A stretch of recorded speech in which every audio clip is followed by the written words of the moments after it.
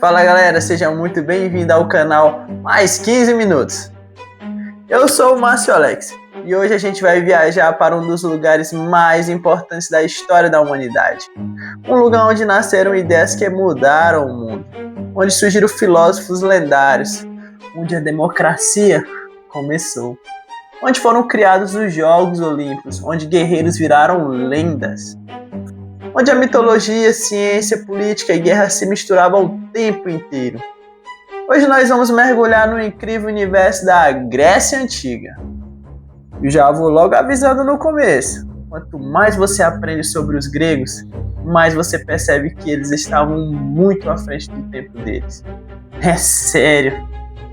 Muita gente que existe hoje no mundo moderno começou lá atrás, nas cidades gregas. Então já deixa o like aí, se inscreve no canal e prepara porque esse vídeo aqui vai ser uma viagem absurda pela história, pela filosofia, pelas guerras e pelos mitos da civilização que ajudou a mudar o Oriente inteiro. Sem enrolação, bora entender como nasce uma das civilizações mais fascinantes da história. A Grécia Antiga não era um país unificado como os países modernos. Isso é uma das primeiras coisas importantes para entender. Quando a gente fala Grécia, muita gente imagina um reino gigante, comandado por um único rei. Mas não era assim. A Grécia foi formada por várias cidades-estados independentes. A famosa polis. Cada cidade tinha o seu próprio governo, suas próprias leis, seu próprio exército e sua própria cultura. E algumas dessas cidades ficaram extremamente famosas, como Atenas, Esparta, Corinto, Tebas. Cada uma tinha características completamente diferentes. Isso gerava rivalidade o tempo inteiro. Agora vem cá, presta atenção aqui numa coisa importante. A geografia da Grécia influenciou muito essa divisão. A região grega era cheia de montanhas, ilhas e terrenos difíceis. Então as cidades acabaram ficando mais isoladas umas das outras. Isso dificultava a unificação. Mas ao mesmo tempo, o mar aproximava os gregos do mundo. Os gregos se tornaram navegadores excelentes. Comerciavam com vários povos. E aos poucos espalharam cultura, ideias e influência por todo o Mediterrâneo. Agora vem cá, pensa nisso. Enquanto muitas civilizações ainda estavam extremamente fechadas, os gregos já estavam trocando conhecimento com vários lugares diferentes. Isso ajudou muito no desenvolvimento intelectual deles. Agora vamos entrar em uma das partes mais fascinantes da Grécia Antiga. A mitologia. Cara, os gregos criaram algumas das histórias mais incríveis da humanidade. E o mais interessante é que os deuses gregos eram extremamente humanos. Eles tinham raiva, ciúmes, vaidade, amor e ódio. Eram poderosos, mas cheios de defeitos. O principal deus era Zeus, o senhor dos céus e dos trovões. Segundo os mitos, Zeus derrotou os titãs e se tornou o rei do Olimpo. E o Monte Olimpo era considerado uma morada dos deuses. Além de Zeus, existem vários outros. A gente tem o Poseidon, deus dos mares, Hades, deus do submundo, Atenas, deusa da sabedoria, Ares, deus da guerra, Afrodite, a deusa do amor, Apolo, deus da música e do sol, Artemis, deusa da caça. E sinceramente, as histórias desses deuses parecem série da Netflix. Intrigas, traições, conflitos familiares, punições brutais, romances absurdos, tudo misturado. E essas histórias tinham uma enorme influência na vida dos gregos. A religião fazia parte do cotidiano. As pessoas realizavam festas, rituais e sacrifícios para agradar os deuses. Porque os gregos acreditavam que os deuses interferiam diretamente na vida humana. Se desse tudo errado numa guerra, talvez os deuses estivessem irritados. Se a colheita fosse ruim, talvez algum deus estivesse punindo a cidade. Agora vem cá, uma coisa interessante. Os mitos gregos não serviam apenas como religião. Eles também ensinavam valores, comportamentos e lições morais. E muitos desses mitos continuam famosos até hoje, como o Minotauro, a Medusa, o Cavalo de Troia, Hércules, Perseu, Aquiles e Ulisses. Aliás, falando em Troia, a Guerra de Troia talvez seja uma das histórias mais famosas do mundo antigo. Segundo a tradição, tudo começou por causa de Helena, a mulher considerada a mais bonita do mundo. Ela era a esposa do rei de Esparta. Só que um príncipe troiano chamado Paris acabou levando Helena para Troia. E aí os gregos ficaram furiosos. Então várias cidades gregas se uniram para atacar Troia. E essa guerra teria durado cerca de 10 anos. Agora segura essa pedrada aqui. A história mistura mito e realidade. Mas provavelmente existiu algum conflito real envolvendo Troia. E é aí que aparecem personagens lendários, como Aquiles, o guerreiro quase invencível. Segundo o mito, ele só tinha um ponto fraco, o calcanhar. Daí vem a expressão, calcanhar de Aquiles. Também temos Ulisses, famoso pela inteligência. E é justamente ele que criou o famoso cavalo de Troia. Os gregos fingem ir embora, deixando um cavalo gigante de madeira. Os troianos levam o cavalo para dentro da cidade como símbolo de vitória. Só que dentro do cavalo estavam soldados gregos, escondidos. Durante a noite ele ensaia, abre os portões da cidade e Troia é destruída. Cara, essa história atravessou milhares de anos e continua famosa até hoje. Agora vamos falar da cidade mais influente da Grécia Antiga, Atenas. Atenas foi um centro gigantesco de cultura, filosofia, arte e política. E aqui nasce algo revolucionário, a democracia. Claro, era uma democracia muito diferente da atual. Mulheres não votavam, escravizados também não, estrangeiros tinham poucos direitos. Mas mesmo assim, a ideia de participação política dos cidadãos foi extremamente inovadora. Os atenienses discutiam leis, políticas e decisões importantes em assembleias. Isso mudou completamente a história política da humanidade. Mas Atenas não era apenas política. Ela também virou o maior centro intelectual do mundo antigo. E aqui entra alguns dos homens mais brilhantes da história. Sócrates foi um dos maiores filósofos da humanidade. E o mais curioso? Ele não escreveu livros. Nada. Tudo que sabemos sobre ele veio principalmente através de seus alunos, especialmente Platão. Sócrates fazia perguntas, muitas perguntas. Ele questionava tudo: moral, justiça, conhecimento, política. Isso incomodava muita gente, porque ele fazia as pessoas perceberem que muitas vezes acreditavam em coisas sem realmente entender.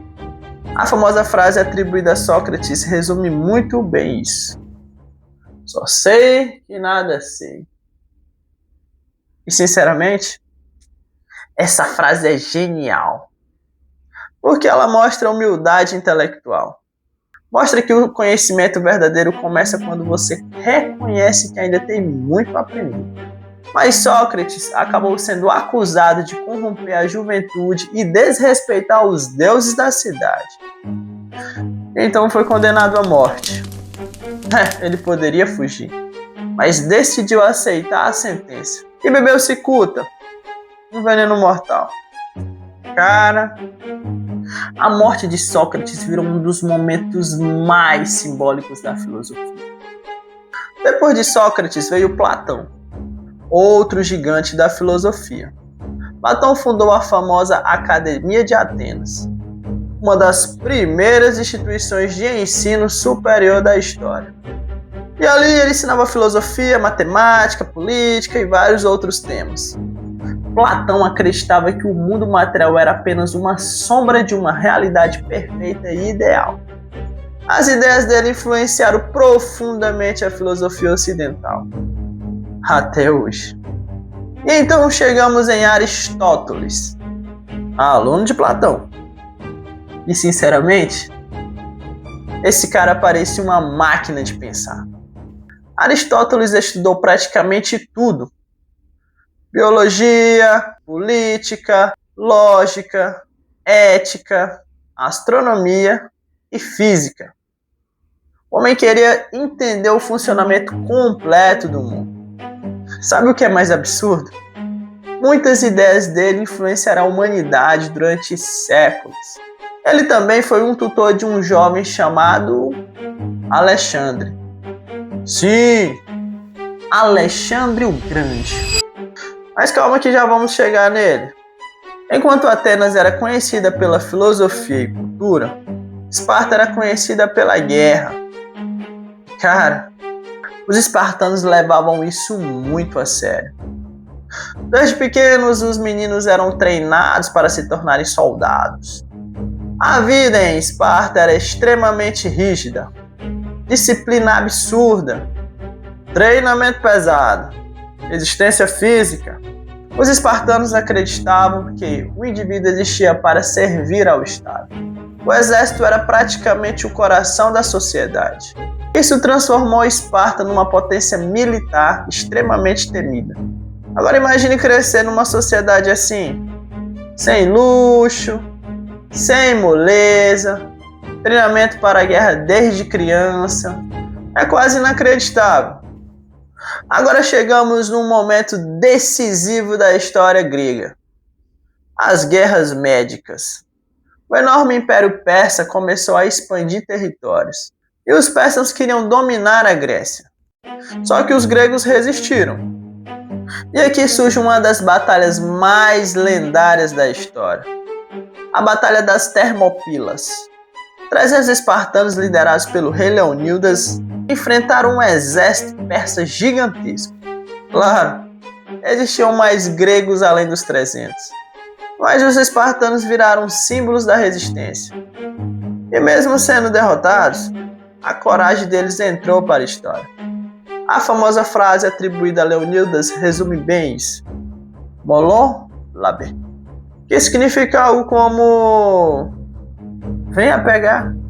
Basicamente uma resposta desafiadora aos persas. Isso virou símbolo de resistência até hoje. Depois os gregos conseguem derrotar os persas em outras batalhas importantes.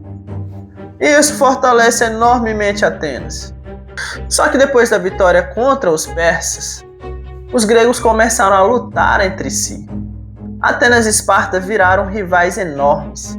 E aí começa a Guerra do Peloponeso, um conflito gigantesco que enfraqueceu profundamente a Grécia. Anos de guerra, destruição, crise econômica, mortes. E no fim, mesmo vencendo Atenas, Esparta também saiu enfraquecida. A Grécia nunca mais seria a mesma. Isso abriu espaço para outra potência crescer: a Macedônia. E aqui, meus amigos, aparece um dos homens mais absurdos da história: Alexandre Magno, Alexandre o Grande, filho do rei Filipe II da Macedônia, treinado por Aristóteles. Desde jovem, Alexandre demonstrava inteligência e ambição gigantesca. E quando assume o poder, ele simplesmente começa a conquistar o mundo. É sério. O cara derrotou o Império Persa, conquistou o Egito, chegou até regiões da Índia. Tudo isso muito jovem. As campanhas militares de Alexandre foram impressionantes. Velocidade absurda, estratégia brilhante, coragem extrema. Ele liderava tropas pessoalmente, lutava junto dos soldados. Isso fazia os homens seguirem Alexandre quase como uma figura mítica. Mas talvez o mais importante seja o seguinte: Alexandre espalhou a cultura grega por vários territórios. Esse processo ficou conhecido como helenismo, A cultura grega começou a se misturar com culturas orientais. E isso influenciou profundamente o mundo antigo. Mas Alexandre morreu muito jovem, provavelmente aos 32 anos. E até hoje a morte dele é cercada de mistérios. Doença? Envenenamento? Ninguém sabe o certo. E depois da morte dele, o enorme império começou a se fragmentar. Agora pensa numa coisa impressionante. Mesmo depois do fim político da Grécia Antiga, o legado grego nunca desapareceu. Os romanos foram extremamente influenciados pelos gregos. A filosofia grega moldou o pensamento ocidental. A democracia ateniense influenciou os sistemas políticos modernos. A arte grega virou referência de beleza durante séculos. Os Jogos Olímpicos nasceram na Grécia. O teatro também. Muita coisa que existe hoje começou lá.